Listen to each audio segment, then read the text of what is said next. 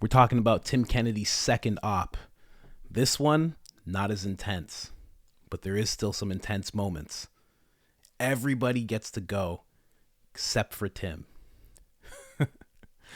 And Tim decides that the best course of action in him not going is letting his superior know that he should have been the one to go. Basically, he decides to complain and whine and sulk and kick cans and say it should have been me. Why isn't it me? Just a whole bunch of, it's too early in the YouTube video to swear, but you know what I mean, you know? I'm Coach Colin, coolest high performance coach in the world, bringing you the best insights to the podcast you love. And if you like that, smash that subscribe button. I'm going to let Jocko tell the rest of it. Jocko and Tim. It's a cool story. Let's go. You know, kick ass. That sounds cool. But then what's interesting is the next night or the next op. Yeah. They like come up shy a helicopter for whatever. Was it mechanical reasons? The helicopter? It got lit up. Those helicopters getting shot every night. So the next op that you're supposed to go on, they're down a helicopter, so they can't take everybody, but they can kind of rework the force list and get almost everybody in there. So everyone's going on the op except for one dude. Me. Tim Kennedy gets left behind. So angry. So they go out, and I can't even, this is like torture. This is the second op that they go on, and you don't go. And you just feel like you're being tortured. Yeah. And you're sitting there getting ready for QRF and all this other stuff. But you're just freaking so pissed. In fact, you're so pissed. You're so pissed that when they get back, you pull McPhee aside and you like berate him. Like, hey, that was bad call, bro. You know, you should have taken your best and your brightest. Dude, you have in the book, you say... Could you imagine? You say, I'm the best shot, the most physically fit, and I dominated on that last miss, and I should have been the first to go, not the first to not go. Like, that's the kind of thing. An E5. I can't even. An E5. That's crazy. I've been out of the Q course for 2 months. Or I've been on the unit for 2 months, yeah. And an E5 is walking up to the master sergeant. Be like, listen, man. Let me tell you what you should have done. Let me tell you why you're wrong. Yeah. All the ways. Bro. Yeah. That's crazy. Yeah, I know. All right. Well, hey man, props. You put it in the book, man. Yeah, it's in there. It's a good perspective for those young troopers out there, man. It's good perspective because you're gonna feel that way sometimes. You're looking at some guy like, I should be going. And the worst, honestly, here's what sucks. The worst way to get to go on the next mission is to go to that person and say, you should have put me on this mission. It's the worst way. It's like saying, hey, man, I think I deserve my purple belt now. Like, don't do that. You're setting Zip your mouth, zip it, go in there and do work. Yeah. He goes old school, though, and basically says, all right, I'll tell you what, Kennedy, go grab your boxing gloves. We're going to settle this. Yeah. In which case, you're like, oh, hell yeah, we're going to settle this, boy. Yeah. And he's a stud. Yeah. John looks just like you. He's just a brick. You know, he's broad shoulders, thick neck, you know, chunked ears. He's a grappler. He's a fighter. And I seen pictures of him, and he looks like a beast of a dude. Yeah. I don't care. I'm gonna scuff that one guy up. And unfortunately for you, he's not thinking one guy. No. He's thinking gang fu. Yeah. So I walk into that tent, and the whole team's there.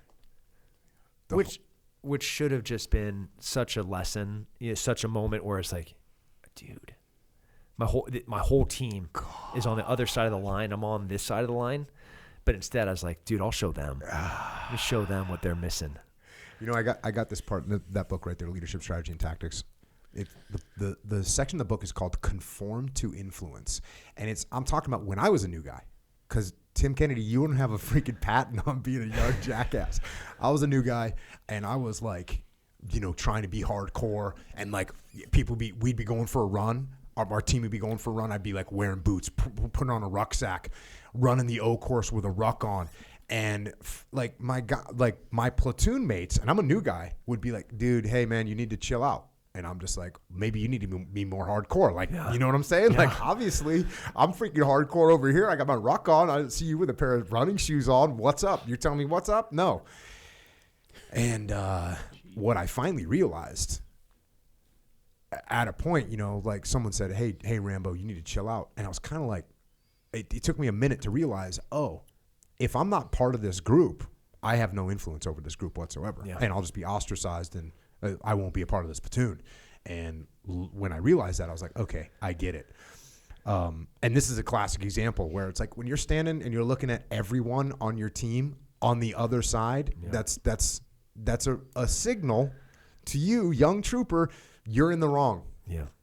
And look, you might be air quotes right about this particular item or that particular item, but when there's 12 against 1, you're making a mistake somehow. Yeah. You're doing something wrong. You're not building relationships like you should. And they line up on you, and you go 2-minute rounds with these dudes. I do pretty well for 10. Mm-hmm. Start getting scuffed up the last 2. Shane Thompson, good boxer, beats me. Then John starts laying it on me, and I was like, all right, that wasn't so bad. Mm-hmm. Then I go back to number 1, and I go back through the team again, and then the whole team, they just beat the brakes off me. One dude after another, and till I'm sitting there on those tents, you have the whole thing's kind of plastic, you know, but you carry dust, and Iraq has this, especially at Al-Assad, it's like this moon dust. So there's this thin layer that's sitting on top of this plastic. So it's like, you know, it's like the drool and the blood is dripping out of my face and the sweat's coming off my forehead, and it's hitting that moon dust. I can see the white under plastic. And it's this bright white of my blood and sweat and saliva splashing in front of me as the rest of the team is just walking out. And I'm just looking at my own, like, drool. Yeah. And again, this is one of those moments where in the book I'm like, oh, cool. He's going to get this lesson learned. And you freely admit, you're like, there was a lesson we learned there. I didn't get learn it. You're like, see, it took those guys 2 rounds each to get me. Yeah. So dumb. Oh, man. But you continue doing ops. And oh, man. Jeez. I didn't even realize that. I've listened to this a couple times. I did not realize he went through the whole team, 10, 11 guys, and then had to go back through. So that's 2-minute rounds. That's like 40 minutes of fighting. Holy jeez. Wow. 40 minutes of fighting. And then you got to clean yourself up and get ready to go on like an op if you're going to go on. Like you got to get ready to go back to war. That's crazy. That is crazy. I did not realize that. That blew my mind. 40 minutes of fighting. I don't know if anybody fights at all. Even just going through a sparring session for 5 minutes is tiring.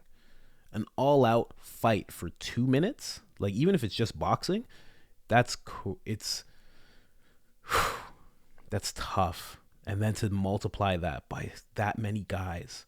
The same guy's okay because then he's getting tired with you. But different guys, they're taking breaths, splash some water in the face, stretch out a little bit.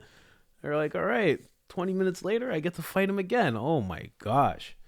How does this guy not have brain damage? Jeez.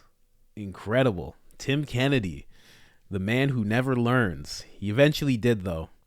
But insights. The insight I got from this. Been under the weather. If I had to correlate this back to life, it's exactly what Tim Kennedy said. Zip your mouth and do the work. Rarely does complaining and bitching and moaning about your situation lead to your situation changing. Every single time you see somebody in one situation that they do not like into another situation that they're happy with, what is the common thing I see amongst all of them is that they do the work necessary for the situation to change. Tim decided to complain in life. Tim decided to complain in life. When we decide to complain instead of doing the work, exactly what happened to Tim happens to us. Life smacks us around real good until we're like Tim in that tent alone, leaking blood and drool. Never complain. Always do the work. See, there's a difference between getting fed up with the situation and complaining about a situation. When we get fed up with a situation, there's an internal dialogue that happens, and we start to push ourselves towards another situation, a better situation, by doing the work. But when we complain, there's an external dialogue that happens, that us saying things to an external dialogue that is us saying things to other people. That's us putting the power into someone else's hands, saying, you don't see how upset I am. Please change my situation. That's never the way to go. Get fed up. That's a good thing. That's necessary for things to change. But don't complain. Just do the work. You have all the power to change your situation. You always have, no matter what it has ever felt like. And that's it, guys. If you enjoyed this video, smash that subscribe button. I'm out. Jocko Willinks. In the description. Full. Episode 340. Tim Kennedy. Peace.